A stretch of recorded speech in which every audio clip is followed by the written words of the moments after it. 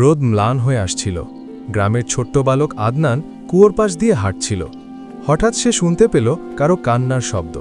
সে এগিয়ে গিয়ে দেখে এক বৃদ্ধ তার পানির কলস ভেঙে বসে আছেন। বৃদ্ধ বললেন, বাবা, কলসটা পড়ে ভেঙে গেছে, পানি আনতে পারছি না। আদনানের মনে কোরআনের শিক্ষা ভেসে উঠল। যেমন আল্লাহ তোমার প্রতি অনুগ্রহ করেছেন, তুমিও তেমন সৎকর্ম করো। সে নিজের কলসটা বৃদ্ধের হাতে তুলে দিয়ে বলল, চাচা, আপনি আগে পানি নিয়ে যান, আমি পরে আনব। বৃদ্ধ বিস্মিত হয়ে তাকালেন। তুমি তো নিজেরটাও আনতে পারবে না বাবা। আদনান হেসে বলল, একটু দেরি হলে কিছু আসে যায় না, কিন্তু আপনাকে সাহায্য করলে আমার মন শান্ত হয়। বৃদ্ধের চোখে জল। তিনি হাত তুলে দোয়া করলেন। বাড়ি ফিরে আদনান যখন মাকে গল্পটা বলল, মা তার মাথায় হাত রেখে বললেন, মানুষের আসল সৌন্দর্য তার চরিত্রে, বাহারে নয়। সেদিন আদনান অনুভব করল, একটি ছোট সাহায্য মানুষের হৃদয়ে বড় আলো জ্বালাতে পারে।